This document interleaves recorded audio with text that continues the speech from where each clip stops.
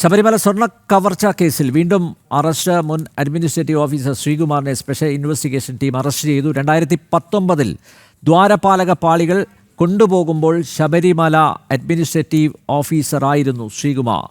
വിനീഷ് ചേരുന്നു തിരുവനന്തപുരത്ത് നിന്ന്. വിനീഷ്, മറ്റൊരു അറസ്റ്റ് കൂടി രേഖപ്പെടുത്തിയിരിക്കുന്നു. ഒരു ഇടവേളയ്ക്ക് ശേഷം ശ്രീകുമാറിൻ്റെ ഭാഗത്ത് നിന്നുണ്ടായ കുറ്റകൃത്യം എന്താണ് ഈ അദ്ദേഹത്തിൽ ആരോപിച്ചിരിക്കുന്ന ചാർജുകൾ എന്തൊക്കെയാണ്? നിലവിലെ സാഹചര്യത്തിൽ ഈ ചാർജുകൾ തമ്മിലുള്ള വിവരങ്ങൾ പുറത്തു വന്നിട്ടില്ല. പക്ഷേ അറസ്റ്റ് ഇപ്പോൾ പ്രത്യേക അന്വേഷണ സംഘം രേഖപ്പെടുത്തിയിരിക്കുകയാണ്.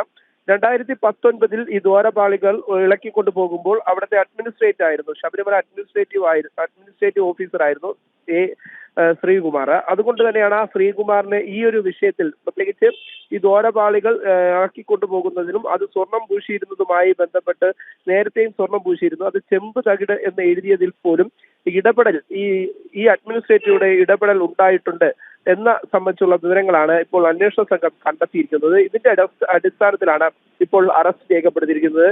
ഇനിയും കൂടുതൽ ജീവനക്കാർ മുൻകാലത്തെ കൂടുതൽ ജീവനക്കാർ അറസ്റ്റിലാകുമെന്ന സൂചനകൾ തന്നെയാണ് ലഭിക്കുന്നത്. കാരണം ഈ സ്വർണ്ണപ്പാളികൾ കടത്തിയതുമായി ബന്ധപ്പെട്ട് അതിൽ വലിയ രീതിയിലുള്ള ഗൂഢാലോചന നടന്നു. ഉദ്യോഗസ്ഥ തലത്തിലും ഒപ്പം തന്നെ അന്നത്തെ ദേവസ്വം ബോർഡിലെ അംഗങ്ങളുടെ നേതൃത്വത്തിലൊക്കെ നടന്നു എന്ന് സംബന്ധിച്ച് ദേവസ്വം ബോർഡ് പ്രസിഡന്റ് അടക്കമുള്ളവർക്ക് ഇടപെടൽ ഉണ്ടായിട്ടുണ്ട് എന്ന് സംബന്ധിച്ചുള്ള വിവരങ്ങളാണ് ഇപ്പോൾ അന്വേഷണ സംഘത്തിന് ലഭിച്ചിട്ടുള്ളത്. ഇതിന്റെ അടിസ്ഥാനത്തിൽ തന്നെയാണ് നേരത്തെയും നിരവധി അറസ്റ്റുകൾ അന്വേഷണ സംഘം നടത്തിയത്. അതിന് തൊട്ടു പിന്നാലെ ലഭിച്ച മൊഴികളുടെ അടിസ്ഥാനത്തിൽ തന്നെയാണ് ഇപ്പോൾ 2019 അഡ്മിനിസ്ട്രേറ്റീവ് ഓഫീസറായിരുന്ന ഈ ഉദ്യോഗസ്ഥനെയും കൂടി പ്രത്യേക അന്വേഷണ സംഘം അറസ്റ്റ് രേഖപ്പെടുത്തിയിരിക്കുന്നത്.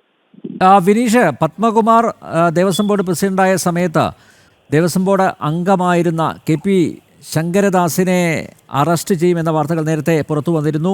ഇപ്പോൾ സ്പെഷ്യൽ ഇൻവെസ്റ്റിഗേഷൻ ടീം ആ വിഷയത്തിലെടുക്കുന്ന നിലപാട് എന്താണ്? മാത്രമല്ല, ദേവസ്വം ബോർഡ് സെക്രട്ടറി ആയിരുന്ന ജയശ്രീക്ക് മുൻകൂർ ജാമ്യം നിഷേധിച്ച് ദിവസങ്ങളായി. ജയശ്രീയെ വീണ്ടും ചോദ്യം ചെയ്യാൻ വിളിപ്പിച്ചിട്ടുണ്ടോ? ജയശ്രീയുടെ അറസ്റ്റും ഇതുപോലെ താമസിയാതെ രേഖപ്പെടുത്തുമോ? കാരണം ശ്രീകുമാറും ജയശ്രീയും ഹൈക്കോടതിയെ സമീപിച്ചിരുന്നു മുൻകൂർ ജാമ്യത്തിനായി. മുൻകൂർ ജാമ്യം തള്ളിയ സാഹചര്യത്തിലാണ് ഇപ്പോൾ ശ്രീകുമാറിൻ്റെ അറസ്റ്റ് രേഖപ്പെടുത്തിയിരിക്കുന്നത്. അതുകൊണ്ടാണ് ചോദിക്കുന്നത്.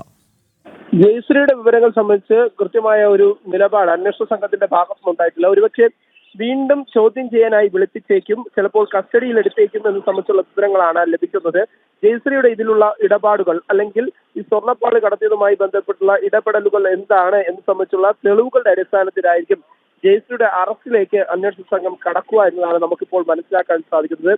ഇപ്പോഴത്തെ സാഹചര്യത്തിൽ ജയശ്രീക്ക് നേരെ ഉയർന്നിരിക്കുന്നത് ആക്ഷേപങ്ങളാണ്. സാക്ഷിമൊഴികൾ നിലവിലെ സാഹചര്യത്തിൽ ഉണ്ട് എന്ന് തന്നെയാണ് നമുക്ക് അറിയാൻ സാധിക്കുന്നത്.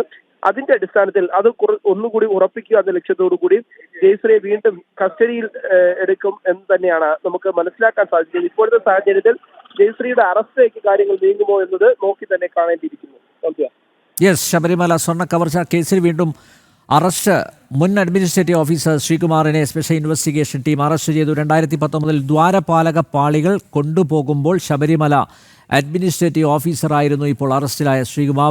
വിനീഷാണ് തിരുവനന്തപുരത്ത് നിന്ന് വിശദമായ വിവരങ്ങൾ നൽകിയത്.